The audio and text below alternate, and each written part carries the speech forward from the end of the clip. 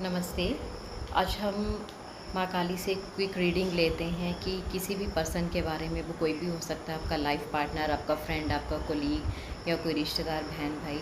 हम कोई gender specific नहीं ले रहे हैं, ना कोई एक पर्टिकुलर रिलेशन पे हम बात कर रहे हैं। किसी को लेके भी अगर मन में कोई डाउट चल रहा है तो वो इंसान इस टाइम आपके बारे में क्या सोच रहा है, उसकी गाइडेंस हम जल्दी से ले लेते हैं। माँ काली हमें क्या गाइडेंस देने वाली है।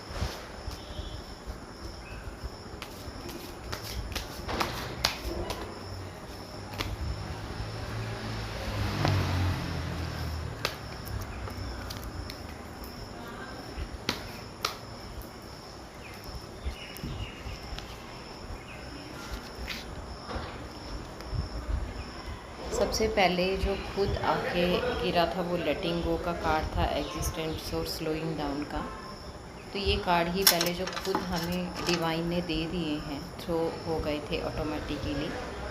तो उन तीनों कार्ड्स में स्लोइंग डाउन में आप देख रहे हो कछुआ है, सबसे पहले लेटिंग गो ही मुझे दिखा था, और एग्जिस्टेंस कार्ड भी। तो ये कार्ड कहीं ना कहीं बता रहा है कि वो इंसान कोई आपका पार्टनर भी हो सकता है, वो आपकी लाइफ में एग्जिस्ट तो कर रहा है कहीं ना कहीं, लेकिन फिर भी कुछ ना कुछ इस टाइम थोड़ा बहुत ऊंच नीच ऊपर नीचे चल रहा है। तो आपको ना कुछ टाइम के लिए जो भी फीलिंग्स हैं, या तो कार्ड ये बता रहा है कि अगर पॉसिबिलिटी है तो आप लेटिंग गो कर दीजिए उस सिचुएशन को, फॉरगिवनेस सीख लीजिए एक दूसरे से, तो रिलेशन अच्छा हो सकता है।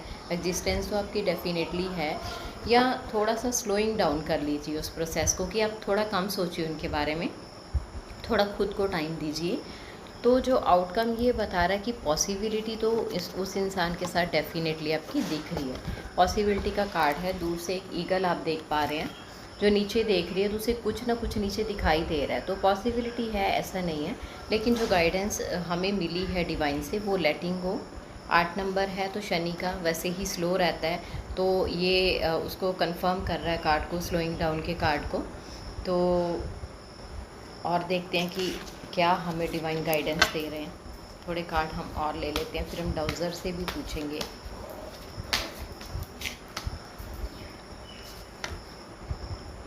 कार्ड आया है फाइटिंग का। तो या तो आपकी उस पर्टिकुलर पर्सन के साथ कहीं ना कहीं लड़ाई चल रही है। इसके बैकग्राउंड में आप देखोगे यहाँ पे 2 इंसान आपस में लड़ रहे हैं, और अगर इस इंसान को भी आप देख रहे हो जो आपको ही ये बता रहा है, तो ये इंसान की मुट्ठियाँ जो हैं वो बंद हैं, बिछी हुई हैं, मीन्स गुस्सा भी है आंखों में, और इसने खुद को प्रोटेक्ट कर रखा है। इस टाइम ये बिल्कुल कम्युनिकेशन के मूड में है ही नहीं। इसने अपने आप को बिल्कुल ऐसे तैयार कर लिया कि आप इसको छेड़ोगे तो ये लड़ने पे ही आ जाएगा। इसकी जो यहाँ पे आप ड्रेस पे देख रहे हो एक नुकीले से कांटे, वो खुलने को बिल्कुल तैयार हैं इसके हाथों में भी। तो बहुत बुरे लड़ाई के मूड में इंसान है, इसीलिए बहुत सही कार्ड यूनिवर्स ने माने हमें दिए हैं कि थोड़ा सा स्लोइंग डाउन कर लीजिए, थोड़ा सा फ्लो के साथ चलिए। हो सकता है कि पॉसिबिलिटीज़ जब दिख रही हैं तो टाइम के साथ थोड़ा सा सुधार इस रिलेशनशिप में आ जाए। तो उसके लिए मैं प्रेयर भी आपको बहुत अच्छी सी बताती हूँ। पहले हम और कार्ड पिक कर लेते हैं कि क्या पॉसिबिलिटीज़ रहेंगी इस रिलेशन की आगे। लेकिन शो कर रहा है कि उस इंसान के ड्रीम्स में आप हो, वो इंसान कहीं ना कहीं अभी भी आपके ही बारे में सोच रहा है। अकेला बैठा दूर कहीं उसे उस परछाई में, इमेजिनेशन में वो दिख रहा है कि जो आपका एक अच्छा टाइम था साथ में, चाहे वो कोई भी रिलेशनशिप हो। तो ये डिवाइन हमें बता रहे हैं। और पूछ लेते हैं कि क्या गाइडेंस है। यस, तो जो भी आपकी स्पिरिट गाइड है, गाइडेंस कार्ड ही आ गया। गाइडेंस ही मैंने भी बोला था कि गाइडेंस के लिए क्या कार्ड आता है, तो बहुत अच्छा कार्ड गाइडेंस का ही यूनिवर्स ने दे दिया कि जो भी आपके गार्जियन एंजल्स हैं ना, देवी देवता, उनसे प्रे करिए, उनसे गाइडेंस सीख कीजिए कि ये रिश्ता मेरे लिए अच्छा है तो मेरी लाइफ में रहे, अगर मुझे ये तकलीफ़ ही देने वाला तो ये मेरी लाइफ से चला जाए, बहुत अच्छे तरीके से, लड़ाई झगड़े से नहीं। इसलिए लेटिंग गो का कार्ड भी शायद आया है। और देख लेते हैं डिवाइन्स की क्या है हमें।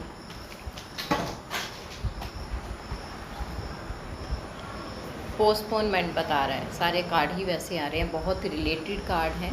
पोस्टपोनमेंट मीन्स एक सतरंगी सा रेनबो तो इसमें दिख रहा है, आप देख रहे हो एक ब्लैक एंड वाइट, लेकिन एक फ्रेम में आपको बहुत कलरफुल चीज़ें भी दिख रही हैं।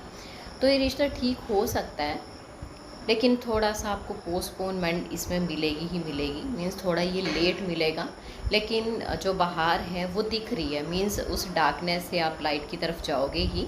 लेकिन आप एक और फाइनल कार्ड हम ले लेते हैं।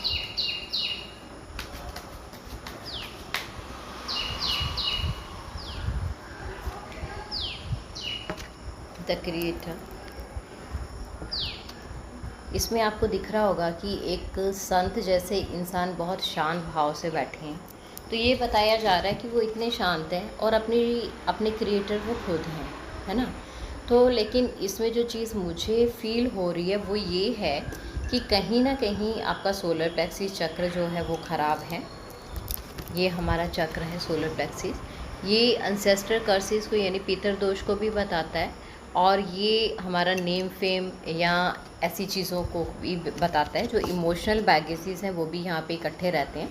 तो ये कार्ड हमें फाइनली ये बता रहा है कि कहीं ना कहीं आपने अपने कुछ इमोशंस पास के ऐसे होल्ड करके रखे हैं जो आपको आगे बढ़ने नहीं दे रहे हैं, तो उनको भी आपको लेट गो करना होगा।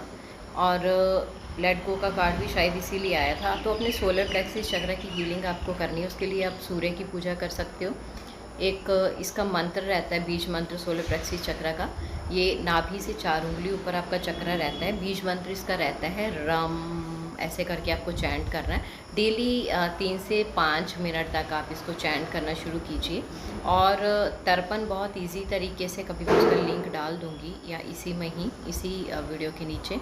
तो तर्पण डेली करिए। अपने डीएनए को हील करने के लिए हमें अपने पितरों को खुश करना पड़ेगा, उन्हें लाइट की तरफ भेजना पड़ेगा।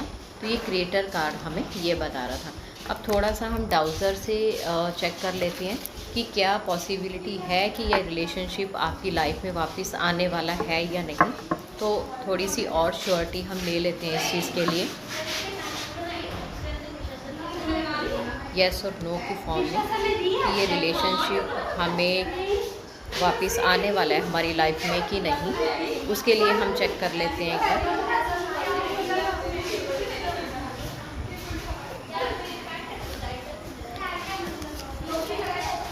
तो पेंडुलम में भी हमें येस ही दिया है, मींस पॉसिबिलिटी है कि ये रिश्ता अच्छा हो जाएगा। कार्ड्स ने भी हमें वही बताया है। तो आप जो भी गाइडेंस आपको दी गई है वो आप ज़रूर करिए। इसमें एक कार्ड का नंबर 4 आया था। राहु का कोई उपाय भी आप कर सकते हैं। राहु का एक बहुत आसान और छोटा सा उपाय होता है, जो नील होता है ना, उसका अगर पाउडर की फॉर्म में वो मिल जाता है तो वो नील आप ले लीजिए। और उस नील को आपने पानी में 1 लीटर पानी में घोलना है और उसे अपने सिर से एंटी क्लॉकवाइज 7 टाइम वार लेना है, एंटी क्लॉकवाइज करना है। और फिर उसे फ्लश आउट कर देना, ड्रेन कर देना, मतलब फ्लश कर देना है। तो कंटिन्यूसली 7 डेज ये करिए, 1 महीने में। फिर नेक्स्ट मंथ आप कर लीजिए 7 डे, किसी भी दिन से आप स्टार्ट कर सकते हो। अगर हो पाए तो सैटरडे से स्टार्ट करिए। तो ये थी आज की reading. Thank you so much and God bless you.